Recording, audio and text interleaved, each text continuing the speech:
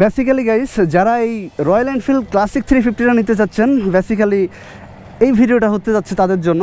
So ভিডিওটা না দেখে কিন্তু বাইকটা নিয়েন না, মাস্ট বি, বিপদে পড়ে যাবেন। ফাইনালি গাইস, যেটা না বললেই নয় সেটা হচ্ছে এই যে মিররের কথা। আপনারা অনেকেই ট্রেন্ডিংয়ে চলে গেছে এই মিরর নিয়ে, যে মিরর রয়্যাল এনফিল্ড ক্লাসিকের মিররের দাম নাকি 14,000 টাকা। তো এরকম কিছু নাই। আসসালামু আলাইকুম এভরিবডি, সবাই কেমন আছেন? আশা করি সবাই অনেক বেশি বেশি করে ভালো আছেন। তো গাইস, আমার সামনে আজকে দেখতেই পাচ্ছেন যে এটা হচ্ছে রয়্যাল এনফিল্ড অ্যান্ড এখানে আছে হচ্ছে ক্লাসিক 350। সো দুইটার কম্বিনেশনে আপনারা বুঝতেই পারতেছেন যে আমার সামনে আছে হচ্ছে রয়্যাল এনফিল্ড ক্লাসিক 350। তো গাইস, আজকের ভিডিওটা হতে যাচ্ছে কিনে সেটা আসলে আপনারা আজ করে ফেলছেন অ্যান্ড বুঝেই ফেলছেন যে আজকের ভিডিওটা কিনে হতে যাচ্ছে। তো আজকের ভিডিও হতে যাচ্ছে হচ্ছে Royal Enfield Classic 350 details review. Let's go. And guys, welcome back to my YouTube channel live test rider. Basically guys, যারা এই রয়্যাল এনফিল্ড ক্লাসিক 350টা নিতে চাচ্ছেন, বেসিক্যালি এই ভিডিওটা হতে যাচ্ছে তাদের জন্য।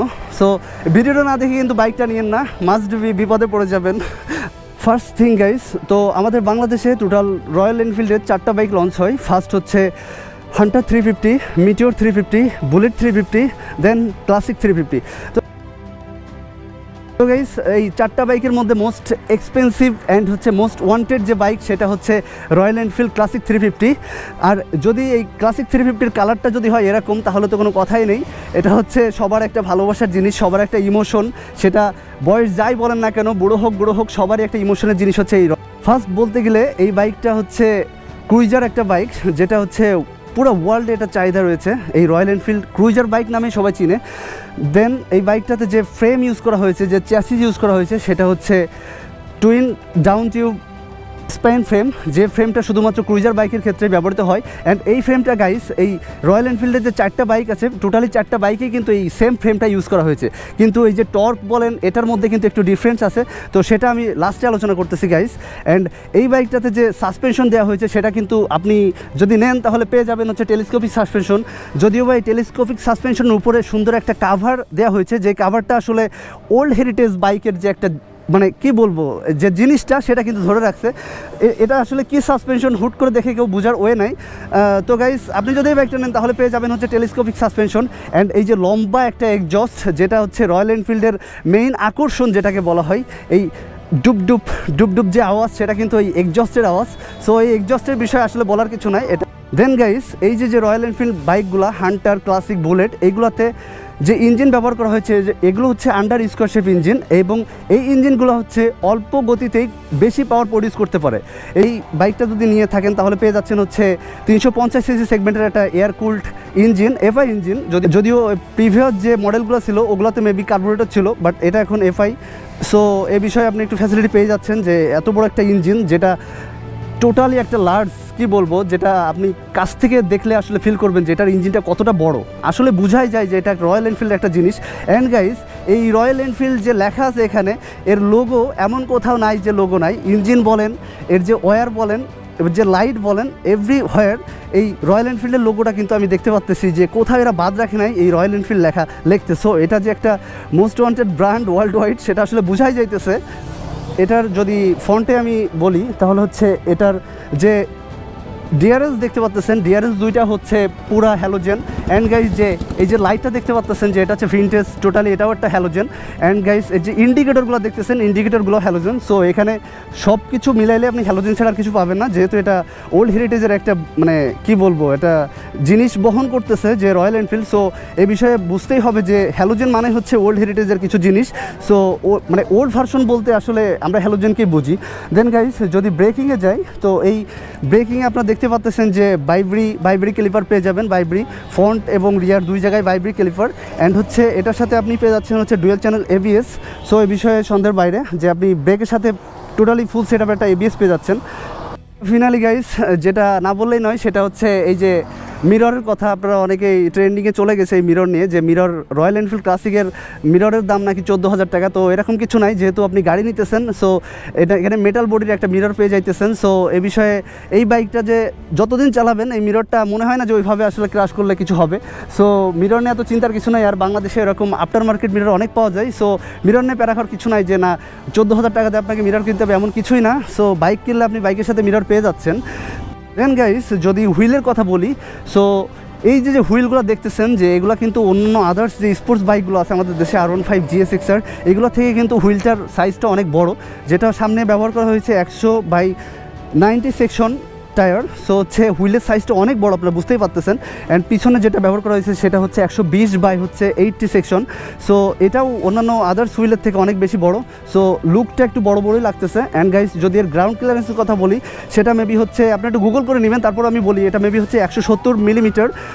এটাকে যদি ইঞ্চিতে কনভার্ট করি তাহলে মেবি হচ্ছে 6.6 ইঞ্চি এটার গ্রাউন্ড ক্লিয়ারেন্স। তো গ্রাউন্ড ক্লিয়ারেন্সের দিকে যদি তাকান তাহলে হচ্ছে বাইকটা মোটামুটি কমফোর্টেবল বাংলাদেশে চালানোর জন্য, যেহেতু এটা একটা ক্রুইজার বাইক। যে পিছনের সিটটা খোলার পরে কিন্তু এর মধ্যে একটা ক্লাসিক ভাইব চলে আসে। তো যেহেতু সিটটা লাগানো সেহেতু ওই ভাইবটা আমি পাচ্ছি না, যখন খোলা হবে তখন আসলে আপনাদেরকে এক্সপ্লেন করতে পারবো।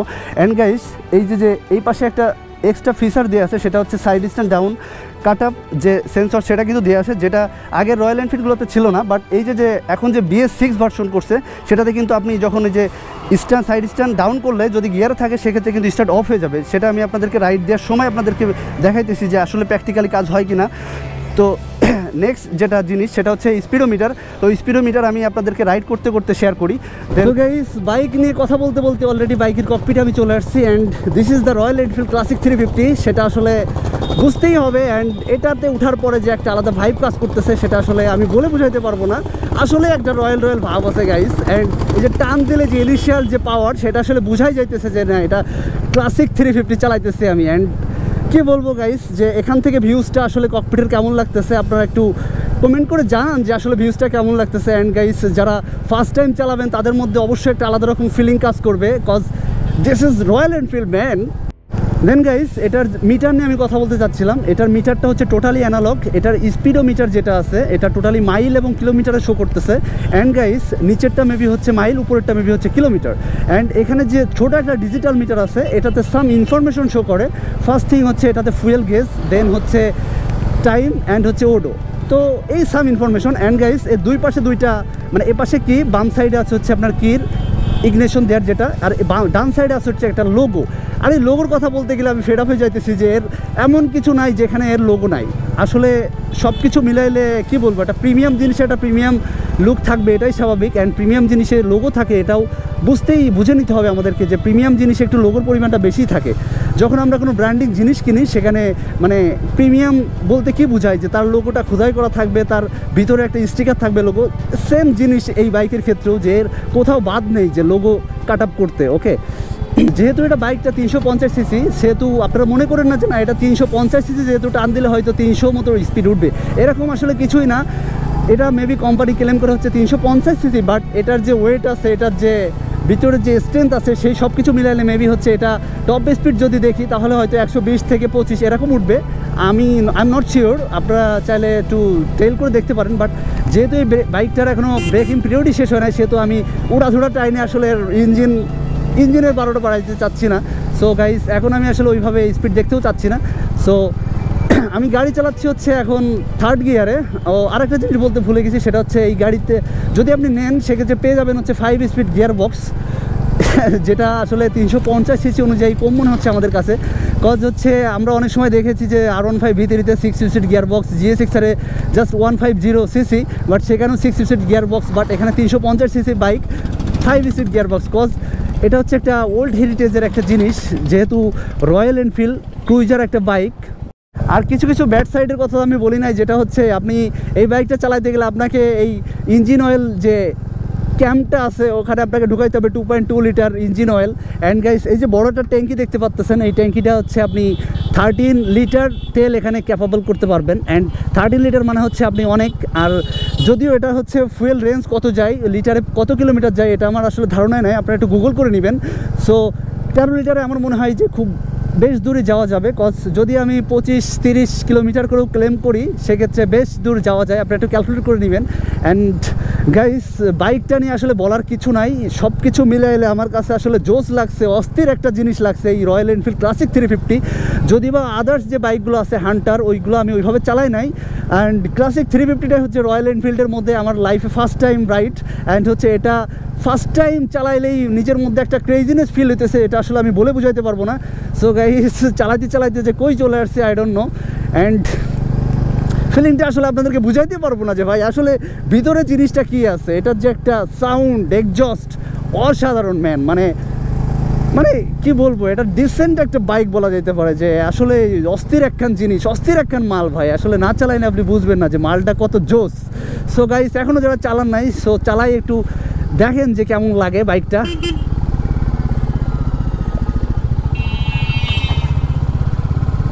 অ্যান্ড এই যে আন্ডারগ্রাউন্ডে ওয়াও, ডুব ডুব ডুব ডুব যে আওয়াজটা, জোস জোস। ওয়াও, এখানের ভিউটা আসলে জোস লাগতেছে। এরকম একটা বাইকের সাথে এখানের ভিউটা আসলে যায়, এটা আসলে মানতেই হবে। এদিকে আছে সূর্য, look like just moonlight, আর এদিকে আছে হচ্ছে রেলওয়ে যেটাকে বলা হয়। অ্যান্ড এরকম একটা ভাইবে আসলে রয়্যাল এনফিল্ডে ঘুরে বেড়ানো, এটা আসলে অনেক ড্রিম, মানে অনেক ছেলেদের ড্রিম। এটা একটা ড্রিম ল্যান্ড বলা যেতে পারে, যে এরকম একটা প্লেসে মনে হচ্ছে আমি পাহাড়ে উঠতেছি। তো গাইস, স্টারটা এখানেই কাট আপ করি। অ্যান্ড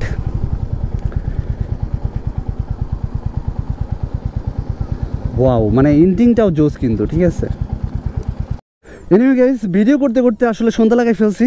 তো যে জিনিসগুলো এই ভিডিওতে আমি বলতে পারি নাই, সো আপনারা সবাই কমেন্ট করে জানান। অ্যান্ড যদি কিছু জানার থাকে সেটা আমি আসলে আপনাদের কমেন্টে রিপ্লাই করে দিব। অ্যান্ড গাইস, আসলে জিনিসটা আসলে অস্থির একটা জিনিস, যেটা আমি বলে বুঝাইতে পারবো না। ভিডিওর মধ্যে অনেকবার বলে ফেলেছি যে এটা একটা অস্থির জিনিস। সো রাইড করলে বুঝতে পারবেন যে জিনিসটা আসলেই অস্থির। সো আজকের ভিডিও এখানেই শেষ করে দিচ্ছি। সবাই ভালো থাকবেন, সুস্থ থাকবেন, টাটা।